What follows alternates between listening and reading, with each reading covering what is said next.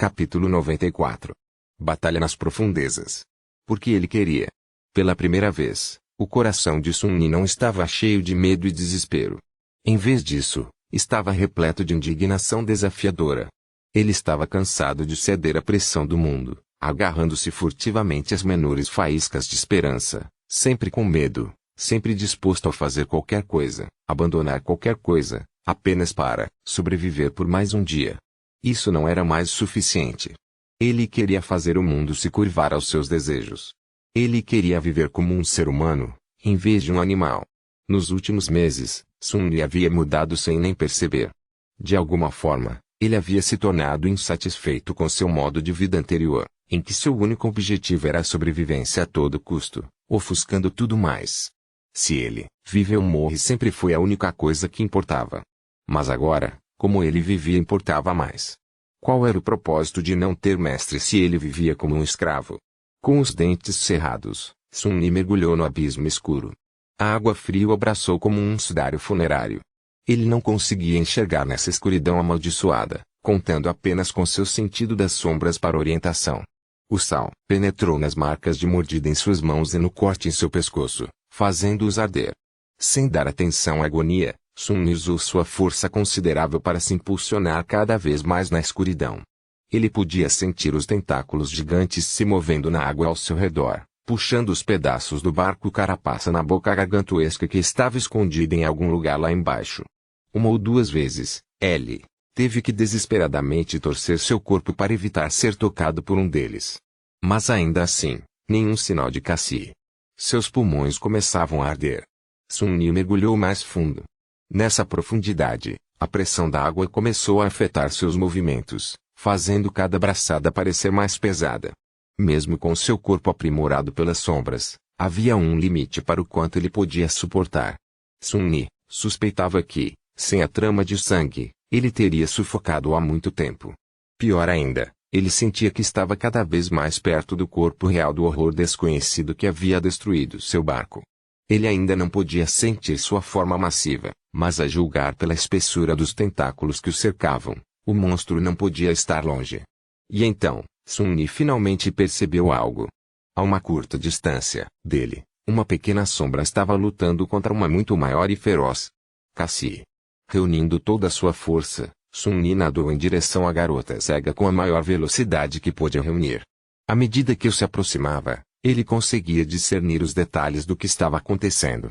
Cassie estava sendo puxada para baixo, um tentáculo menor enrolado ao redor de seu corpo. Ela ainda estava lutando, tentando se libertar, mas seus movimentos estavam ficando mais fracos a cada segundo. Ela estava sufocando. Cheio de fúria, Sun-Yi se impulsionou para frente e agarrou o tentáculo, sentindo a carne escorregadia pulsar em seu aperto. Se tivesse alguma escolha, ele teria evitado tocar naquilo a todo custo. Mas lutar debaixo d'água era complicado. Se ele quisesse desferir algum golpe poderoso, precisava encontrar algum tipo de apoio primeiro.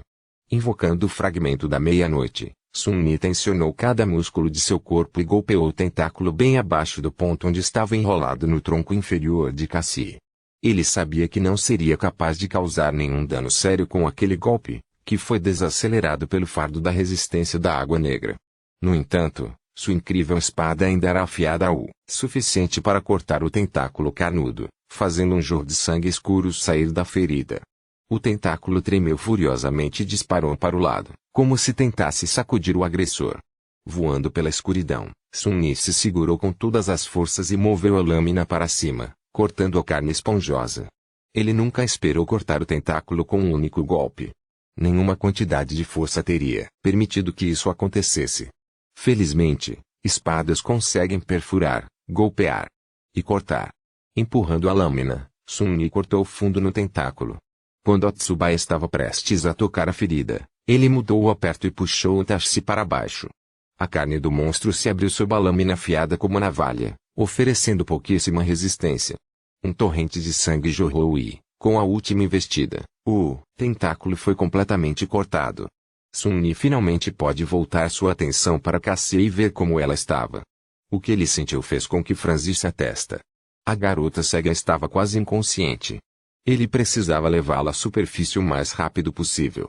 Afastando os restos trêmulos do tentáculo, Sun-Yi dispensou sua espada e agarrou Cassie pelo tronco, sentindo quão fria estava a pele dela, através do tecido fino de sua túnica.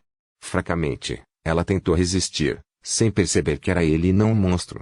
Pressionando a garota cega contra seu peito, Sun-Yi virou a cabeça para cima e sentiu uma onda de desespero bater contra as paredes de sua mente.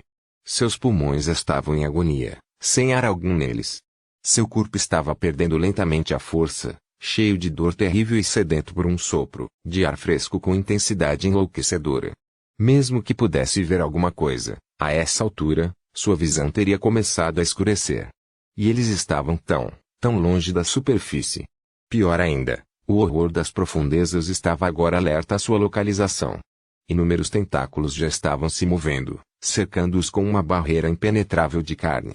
1 ou 2 segundos depois, seriam esmagados até a morte no abraço devastador do monstro marinho. Sun-Yi não sabia como salvá-los. Mas ele não ia desistir, não importa o que. Dando uma abraçada árdua com sua única mão livre, ele se segurou firmemente em Cassie e nadou para cima. Os tentáculos se aproximavam, bloqueando todas as rotas de fuga. Sun-Yi cerrava os dentes No momento seguinte, a água ao redor deles subitamente ficou branca pura. Uma radiância incandescente preencheu uma vasta extensão do mar amaldiçoado, obliterando qualquer sinal de escuridão. A explosão de luz foi tão intensa que atravessou as pálpebras de Sun-Yi e feriu seus olhos. Era como se um sol em miniatura tivesse se acendido em algum lugar bem abaixo deles, transformando o abismo negro interminável em um vazio branco imaculado.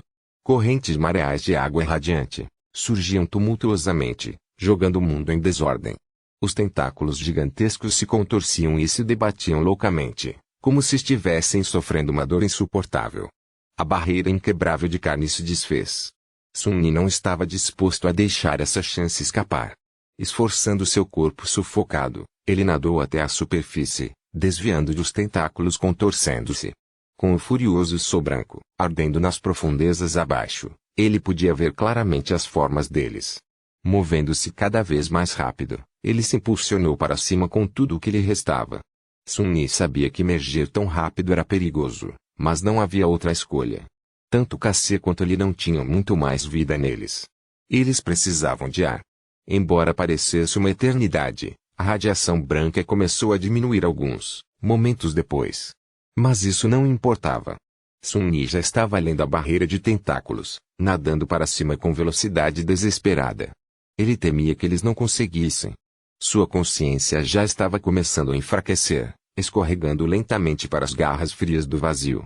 Mesmo sabendo que havia apenas água ao redor, ele ainda foi dominado pelo desejo suicida de abrir a boca e inspirar o mais profundamente que pudesse. Seus músculos estavam em espasmos, sem oxigênio por muito tempo. E então, finalmente, a cabeça de Sun-Yi rompeu a superfície. Cego de dor, ele inspirou ofegante e tossiu incontrolavelmente. Firmemente presa em seus braços, Cassie fazia o mesmo. O peito dela se movia irregularmente para cima e para baixo, sugando a doce ambrosia do ar. Sun-Yi nunca soube quão precioso era antes, nem mesmo enquanto estava sendo lentamente envenenado pelo ar nocivo e poluído dos arredores. Eles conseguiram. Tentando se recompor, Sun-Yi olhou em volta. Os últimos vestígios da radiação branca já tinham desaparecido há muito tempo, apagados como se nunca tivessem existido. O mundo estava novamente consumido pela escuridão absoluta. No entanto, bem longe a leste, a primeira luz da aurora estava prestes a brilhar além do horizonte. Vislumbrando a enorme mão de pedra, Sun-Yi agarrou os ombros de Cassie e nadou nessa direção.